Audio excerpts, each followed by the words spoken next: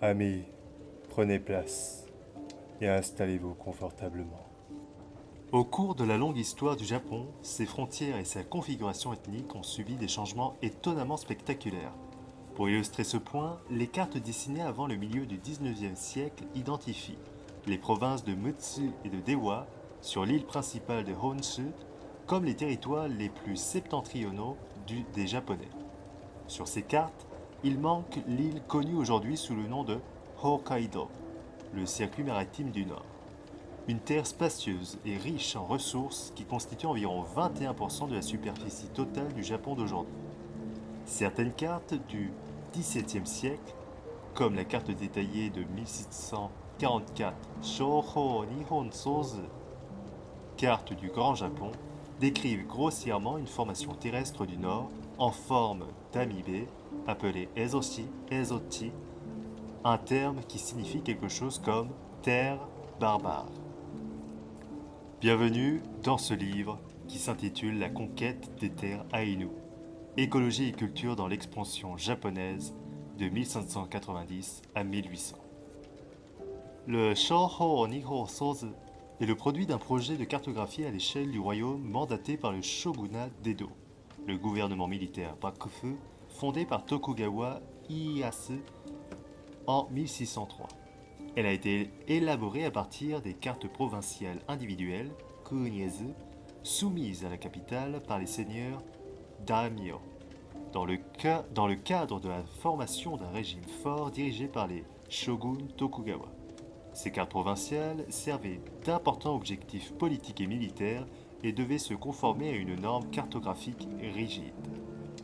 Une fois soumises à la capitale, les cartes provinciales ont été redessinées par Hojo Fujinaga, selon le nouveau rapport calculé, et le composite est devenu connu sous le nom de Shouhou Nihon Sozu. Une fois la carte terminée, le grand royaume du Japon, avec son littoral accidenté et ses rivières sinueuses, a été placé sous le regard du shogun, de ses conseillers et de ses conseillers militaires à Edo.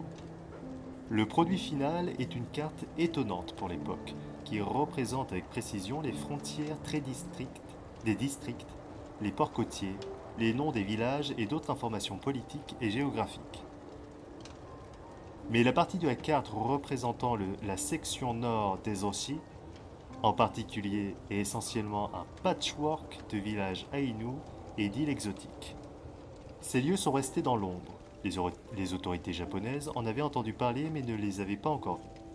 Au XVIIe siècle, lorsque Hojo et ses collègues ont mis la dernière main au Sosho Nihon Sozu, ces terres septentrionales étaient habitées par les Ainu, un peuple indigène de la partie nord de l'actuel archipel japonais. Et bien que la présence d'Ezo sur la carte ait pu préfigurer les revendications japonaises ultérieures sur l'île, était toujours considéré comme un lieu étranger au-delà de la culture. Dans les années 1830, cependant, les représentations cartographiques d'Ezo avaient considérablement changé. 2 siècles d'interaction et d'exploration croissante avaient conduit à une connaissance géographique plus précise de ces territoires septentrionaux. Loin d'être une masse terrestre en forme d'amibet, comme sur les cartes de 1644 ou 1700, Ezo avait une forme reconnaissable sur des cartes telles que les Oshi, Zenzu, qui se traduit par carte complète des Ochi, des années 1830. Et il y avait des références détaillées aux noms des villages, des ports et des criques côtières, des rivières et des bassins hydrographiques, des îlots marins importants et même des chaînes de montagnes spécifiques. De plus, dans les cartes provinciales des années 1830, comme la Tempo Uku Niezu, carte provinciale de 1838, produit du dernier projet officiel de cartographie du shogunat d'Edo. Ezo était essentiellement mis à l'échelle pour s'adapter à l'espace domestique du reste du Japon, suggérant que ce lieu autrefois étranger, ou hors de la carte, pour ainsi dire, avait été absorbé dans les frontières fluides du Japon. Ce changement cartographique dans la représentation officielle d'Ezo coïncide avec un changement politique dans le statut d'Ezo par rapport au Japon. Sur une période de près de 200 ans, la région est passée du statut de lieu étranger à celui d'une sorte de district administratif du Nord. Pour retracer l'absorption d'Ezo et de ses habitants Ainu par le Japon, les historiens doivent analyser les couches de cet échantillon de base de 2 siècles extraites du sol, par lequel Hokkaido est devenu une partie de l'archipel japonais et les Ainu, autrefois un peuple semi-indépendant, sont devenus des minorités ethniques dans l'État japonais.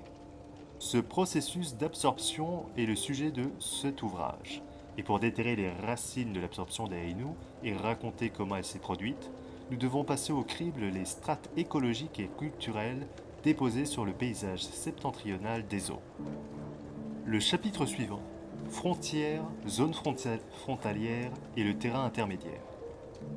Il est inutile de préciser que la thèse, désormais célèbre de Frederick Jackson Turner sur le rôle de la frontière dans la formation de la vie politique et culturelle américaine a attiré l'attention des historiens américains.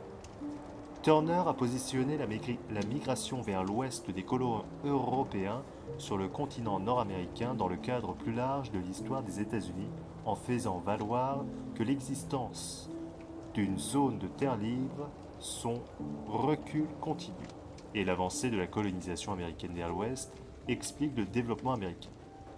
Kerwin Lee Klein souligne que Turner a laissé entendre que le processus de colonisation de la frontière a donné naissance à certains traits intellectuels et à la croissance de la démocratie, et que ces caractéristiques et tendances sont devenues par la suite des marques célèbres de la vie américaine. Le positionnement des terres frontalières dans le contexte du développement national n'est bien sûr pas propre à Turner ou à l'histoire américaine. En fait, la thèse frontalière de Turner ressemble au travail de certains historiens japonais qui considéraient le déplacement vers Ezo et plus tard la Mandchourie comme faisant partie du développement national japonais.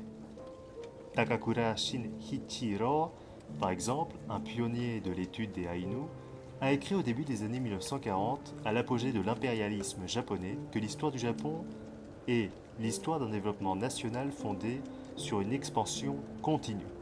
Même au sens le plus large, poursuivait-il, l'histoire du Japon est l'histoire de l'expansion de la sphère de vie du peuple Yamato, qui est une ethnie japonaise.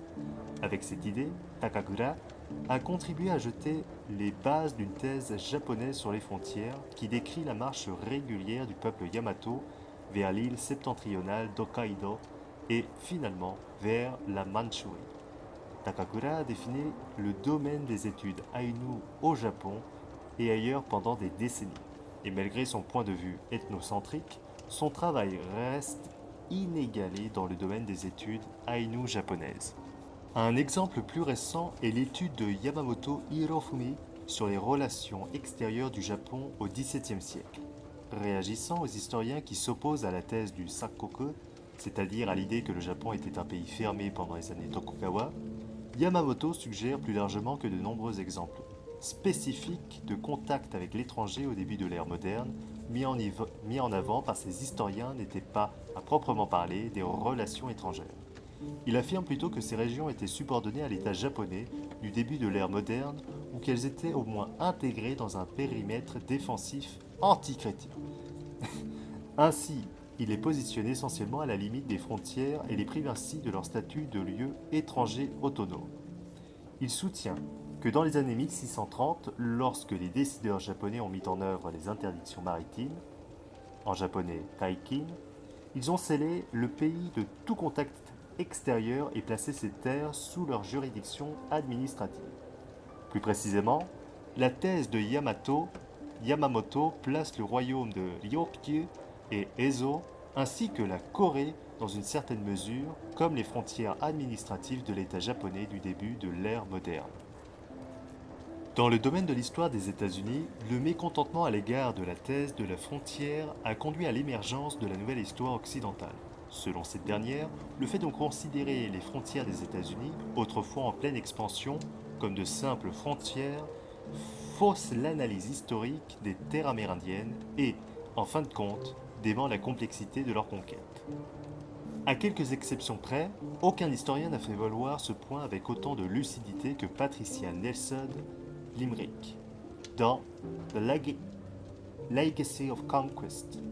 Limerick soutient qu'en rejetant le processus de la frontière comme modèle d'analyse, nous gagnons la liberté de penser à l'Ouest comme à un lieu. comme à de nombreux environnements complexes occupés par des indigènes qui considéraient leur terre natale comme le centre et non le bord. Elle soutient ailleurs que le modèle de la frontière est à la fois nationaliste et raciste, et que lorsqu'il est débarrassé de son ethnocentrisme, le terme frontière perd sa définition exacte. Elle suggère que le modèle de la frontière soit repensé comme un processus qui implique la représentation de divers peuples et de leurs rencontres entre eux et avec l'environnement naturel. Richard White, un autre historien du New Western, propose une alternative convaincante à l'idée selon laquelle les points de contact ethniques et culturels de l'Ouest américain peuvent être regroupés sous le terme de frontière. Il suggère que la frontière soit repensée comme un terrain intermédiaire, un lieu situé entre les cultures, les peuples et les empires et le monde étatique, non étatique. Il décrit avec éloquence le terrain intermédiaire comme un lieu où le contact local et le moment historique façonnent l'interaction culturelle et politique entre divers groupes de personnes. Il s'agit, explique-t-il, dans le contexte de la région des Grands Lacs, de la zone située entre l'avant-plan historique de l'invasion et l'occupation européenne et l'arrière-plan de la défaite et de la retraite des Indiens. White ajoute, sur le terrain intermédiaire, divers peuples ajustent leurs différences par le biais de ce qui s'apparente à un processus de malentendu créatif et souvent opportun.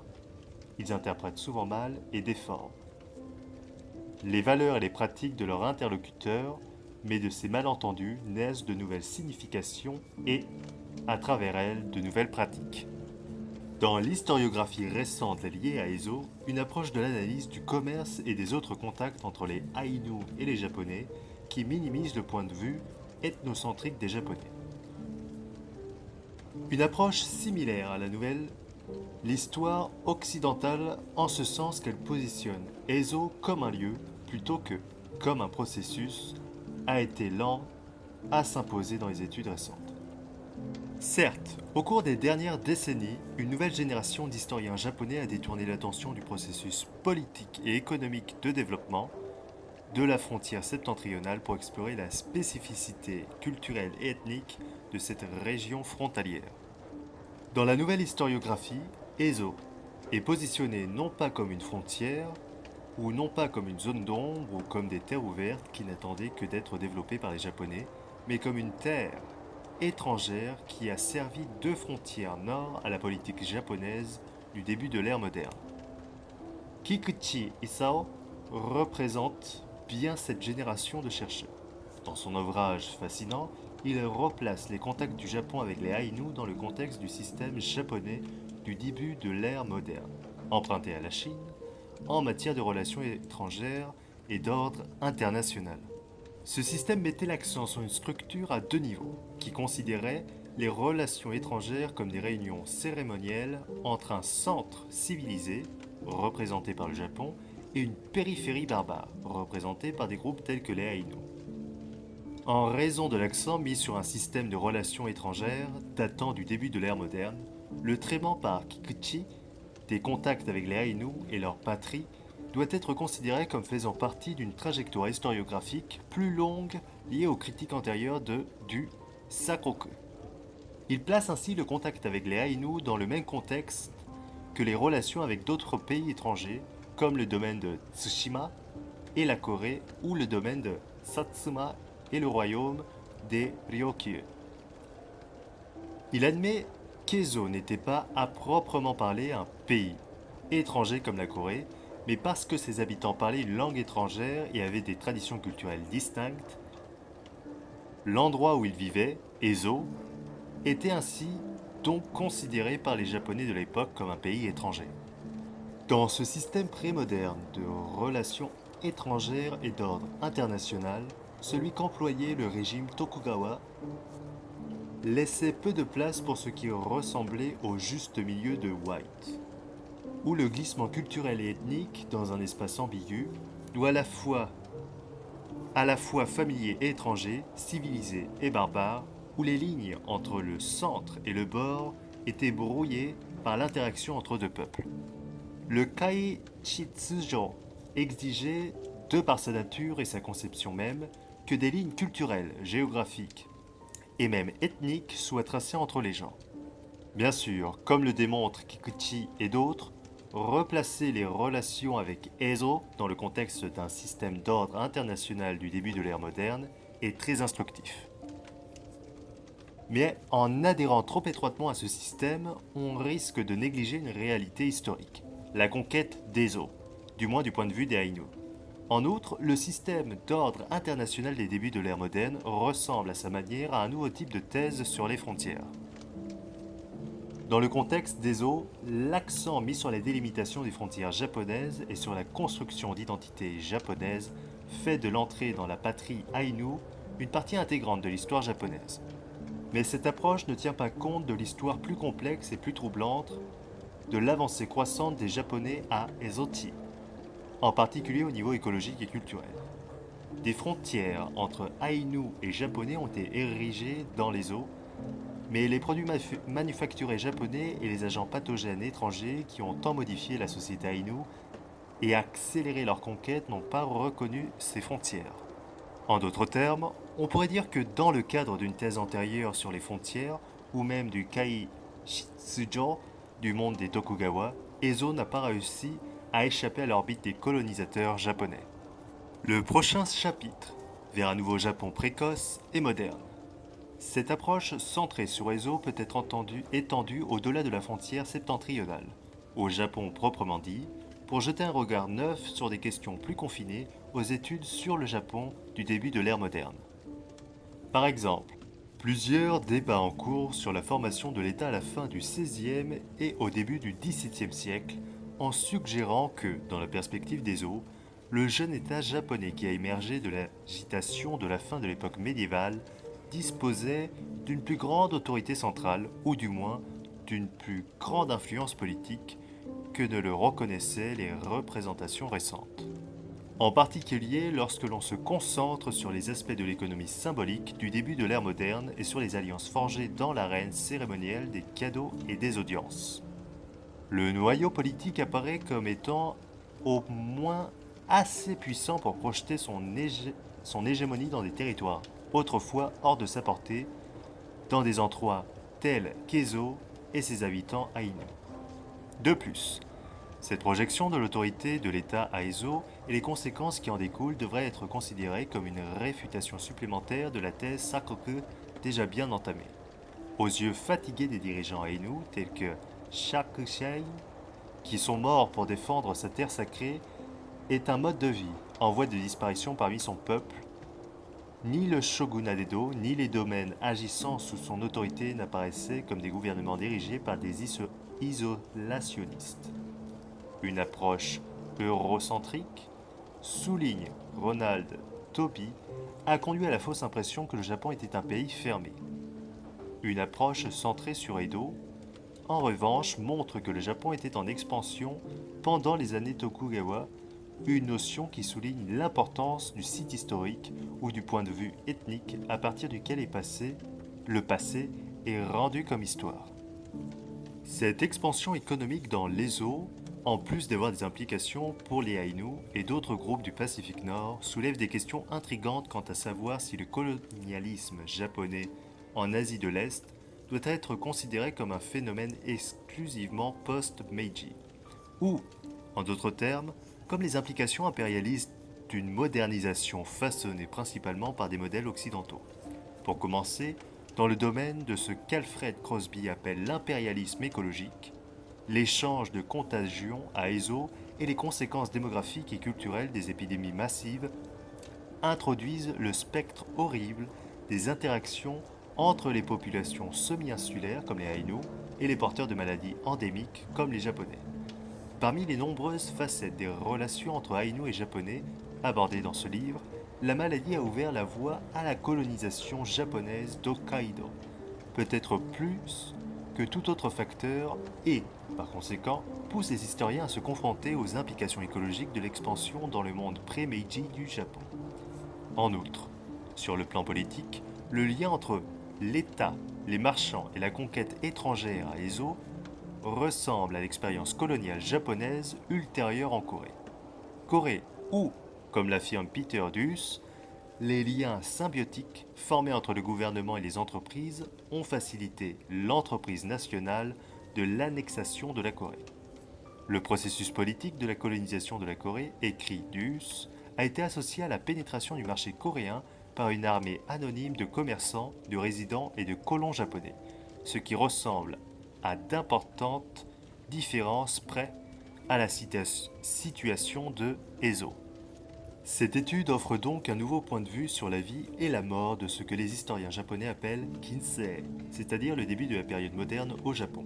Le shogunat d'Edo, du moins en ce qui concerne Ezo, était un régime qui pouvait se vanter d'avoir un noyau assez fort. Un noyau soutenu par un pouvoir politique réel et, plus important encore, par l'omniprésence de la symbolique, qui solidifiait, par des cadeaux et des audiences, les liens entre le shogun et les seigneurs daimyo qui restaient dispersés dans tout le pays. Ce régime a ensuite projeté ce réseau complexe de stratégies de légitimation au-delà des limites traditionnelles de l'État, même au-delà des personnes considérées comme des Japonais de souche, en recourant à des rituels, et l'audience comme moyen de renforcer son influence sur les chefs Ainu dans les pays lointains. Il s'agissait d'une extension assez lointaine du pouvoir de l'État. Les Ainu étaient un peuple, avec ses vêtements en écorce d'orme, ses flèches empoisonnées et ses cérémonies du hibou qui dépassaient largement l'imagination la plus folle de la plupart des Japonais de l'époque.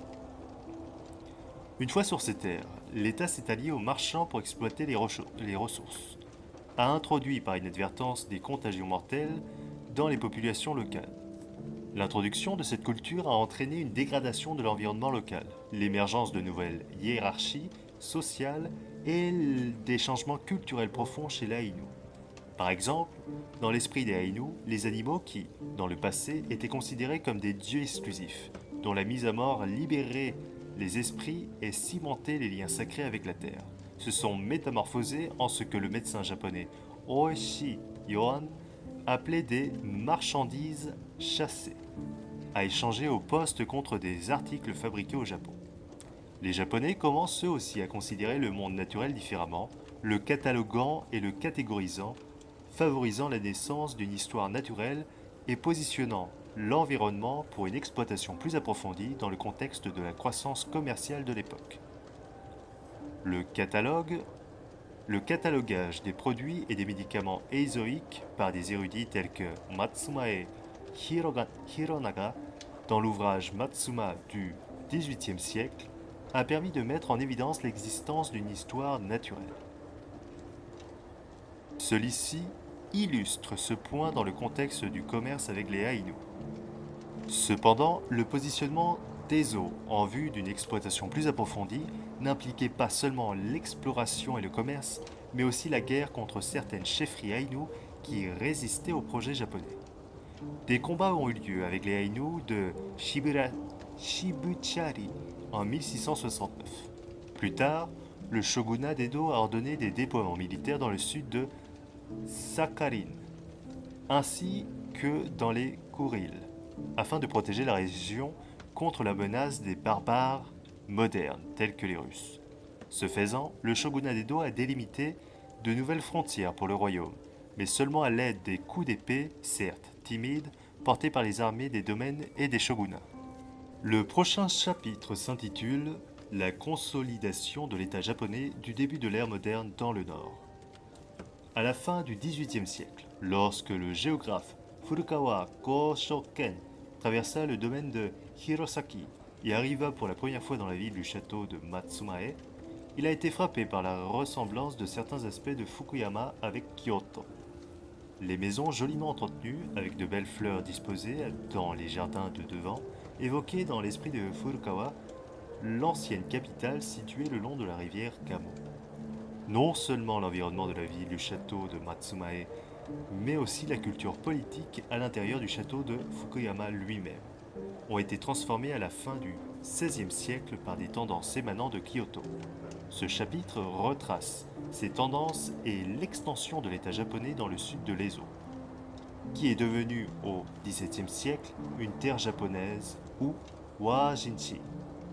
À cette époque, Les pratiques de subsistance et la vie culturelle des Aïnous étaient devenues étroitement liées à l'évolution politique du Japon, et cette évolution politique a déterminé l'avenir d'Ezo.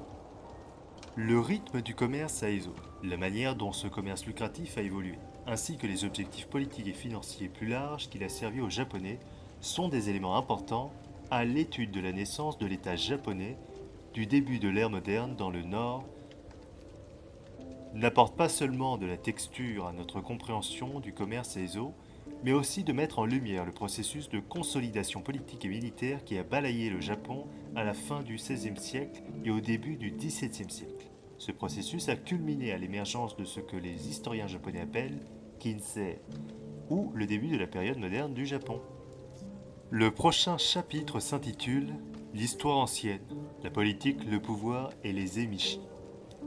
Au fur et à mesure que le nombre de commerçants et d'explorateurs japonais augmentait à Ezo, au XVIIe et XVIIIe siècle, ils ont découvert une société Aïnou qui s'était probablement développée à partir de contacts antérieurs entre quatre cultures archéologiques principales sur des périodes de temps différentes. Le premier, l'Epi-Jōmon, entre 250 et 700 avant Jésus-Christ. L'Okhotsk, entre 600 et 1000. Et le Satsumon, entre 700 et 1200. Et les Japonais plus tardifs faisant de la société une sorte de composite né de l'interaction multiethnique et multiculturelle. Jusqu'à environ le siècle, les chroniqueurs japonais ont inclus ces groupes pré-Aïnou dans une catégorie plus large de personnes appelées les emishi ou parfois les ebisu. Cependant, être emishi ne signifiait pas nécessairement être distinct des Japonais du noyau politique et culturel émergent de Nara ou de Heian, les sièges du gouvernement impérial naissant. Les trois principaux groupes ethniques de l'archipel japonais, les Ainu, les habitants des îles Ryukyu et le japonais dominant, semblent tous être d'origine sud-asiatique, bien qu'ils aient développé des traditions culturelles distinctes. Avant la période Heian, l'élite japonaise considérait les emishi plutôt comme des gens grossiers et non raffinés, ou des gens qui rejetaient les pratiques politiques et culturelles de la cour et de ses courtisans. Il a fallu un contact accru, en grande partie sous la forme de guerres de pacification et d'échanges commerciaux limités, pour que les emishi passent dans l'esprit des Japonais du statut de simple paria politique à celui de peuple culturellement et, dans une certaine mesure, ethniquement distinct. Cependant, en tant que paria politique et culturel, les emishi ont parfaitement servi les intérêts de l'élite japonaise. Certains des premiers contacts entre les Japonais et les emishi ont été politiquement orchestrés par les grands rois Daio de la confédération Yamato entre 300 et 710 avant Jésus-Christ. Il s'agit d'une polarité précoce qui existait avant même l'avènement de Nara ou Heian, lorsque le Japon était encore connu des dirigeants continentaux sous le nom de Royaume de Wa, connu des archéologues actuellement sous le nom de période Kofun, et était dirigé par des chefs théurgiques et militaristes. Les grands rois, dont certains étaient des femmes, se sont progressivement sentis attirés par la notion puissante de gouverner un royaume du milieu, de style chinois, avec ses prétentions à la centralité mondiale. Ces grands rois ont cherché à construire un modèle similaire centré sur le Japon, bien qu'un peu plus petit et plus insulaire sur l'archipel du Japon. Les grands rois du 7e siècle ont commencé à se transformer en monarques universels à la chinoise, note Jean Pigotte. Président, un royaume multiethnique et recevant des hommages de partout. Cela signifiant qu'ils encourageaient les visites tributaires de pays barbares en marge de la vie politique et culturelle. En tant que barbares typiques, les chefs emishi faisaient office de rois de quasi-pays dans l'ordre diplomatique en développement de l'État japonais. Ils s'inscrivaient parfaitement dans la conception chinoise empruntée de l'ordre international que le Japon utilisait comme modèle. Au 8e et 9e siècle, le gouvernement Heian qui a eu lieu entre 794 et 1181, a entrepris de longues campagnes pour pacifier les barbares et ouvrir de nouvelles terres dans le nord-est. Au centre de ces campagnes se trouvait le semi-mythologique généralissime soumettant les barbares, Sei Taishogu. Les combats entre Japonais et Emishi se sont étendus de l'actuelle préfecture de Miyagi à celle d'Iwate, impliquant des villages dans tout le nord-est du Japon en entraînant l'ouverture de plusieurs nouveaux districts dans ce qui était autrefois le territoire des Emishi. Dans ces districts, nouvellement ouverts, les Emishi qui reconnaissaient l'autorité des Japonais et leur payaient un tribut étaient désignés comme Futsu ou Ifu, signifiant captif. Ces régions frontalières du Nord, regroupées sous le nom des 6 districts du Nord, étaient placées sous une magistrature locale. Au Xe siècle, des familles puissantes comme les Abe, chefs des barbares de l'Est, administraient les 6 districts du Nord pour le gouvernement Heian. C'est grâce à ces postes officiels que les frontières du Japon, naissant, ont pu être maintenues et la frange barbare pacifiée. À peu près à cette époque, les chroniqueurs japonais ont commencé à faire référence à un nouveau groupe appelé les Watarishima Emishi, un peuple qui semble différent des groupes Emishi précédents.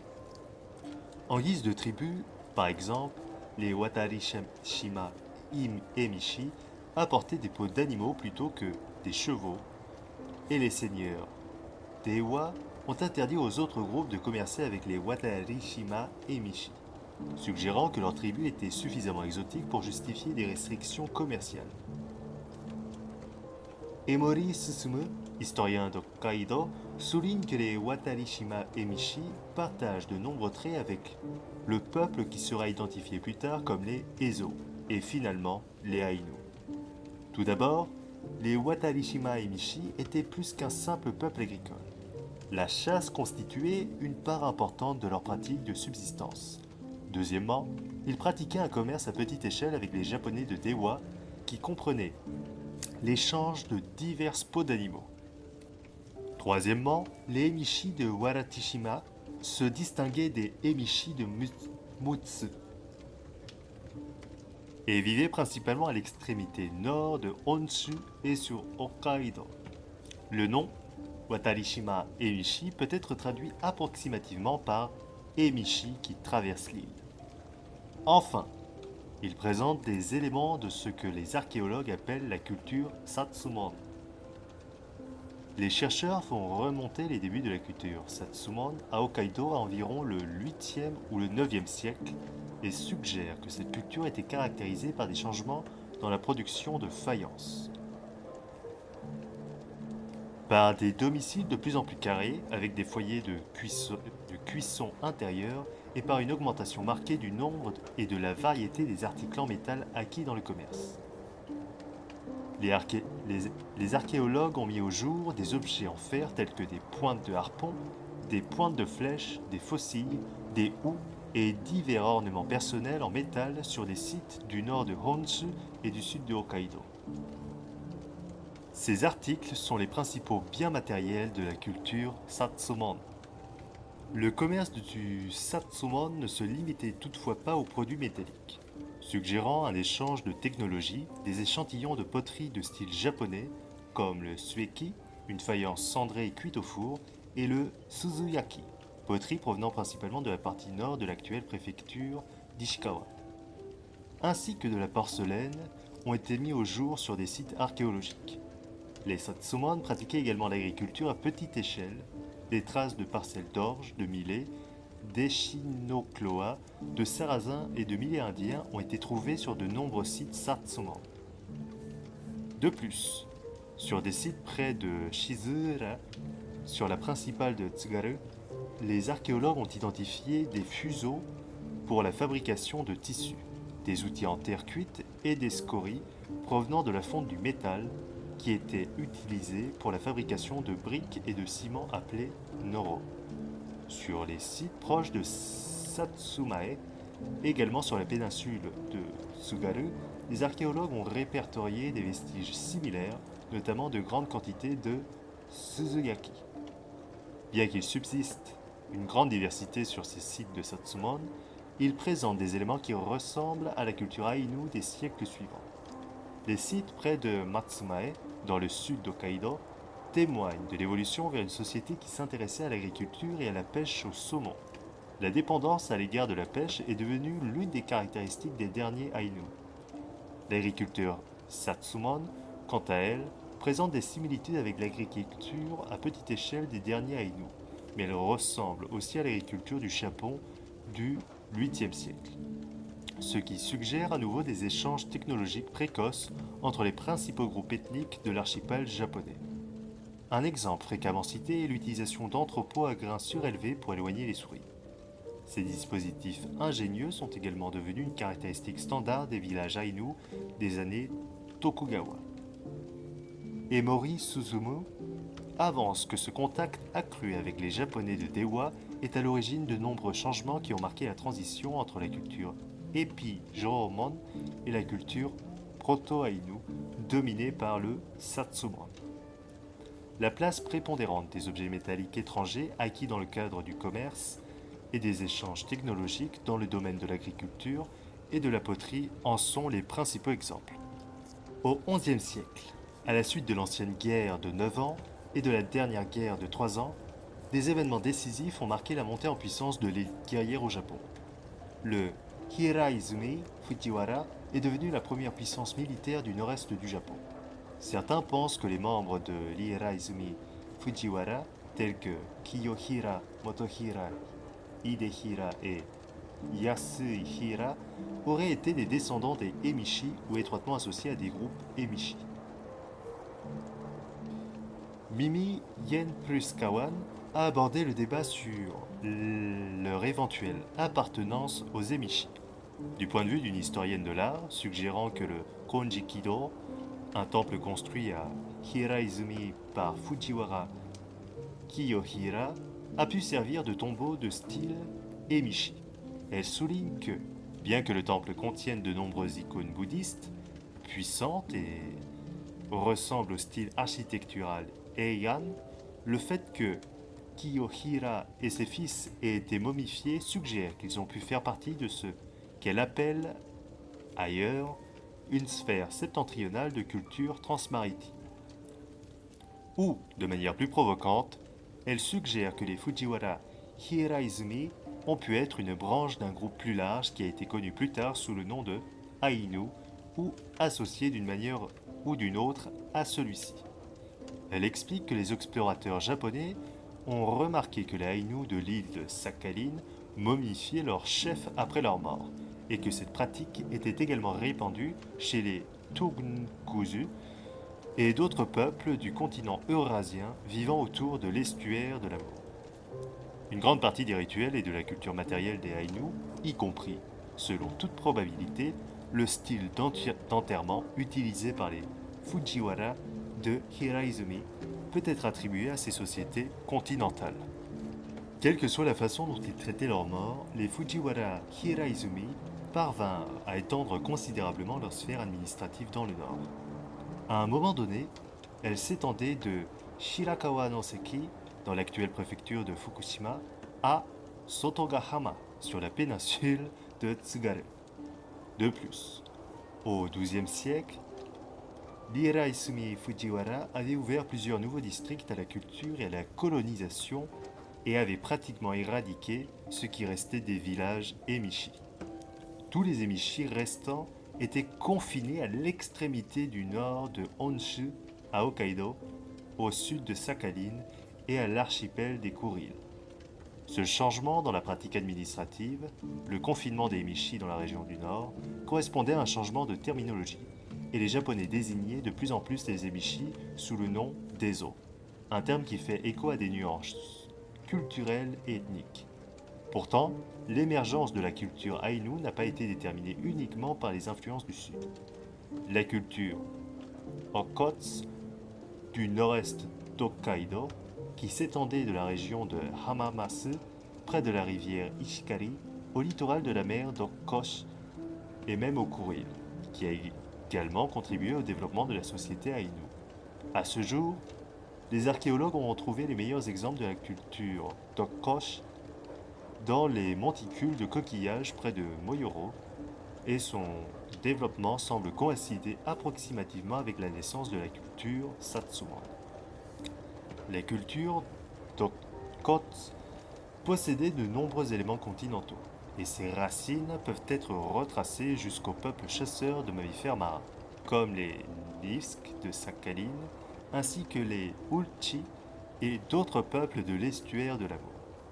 Il est communément admis qu'au cours des siècles précédents, des groupes continentaux ont probablement interagi avec les Épis-Jomon et que cette interaction s'est probablement intensifiée lors d'une invasion mongole, formant ainsi la culture d'Okhotsk sur Hokkaido.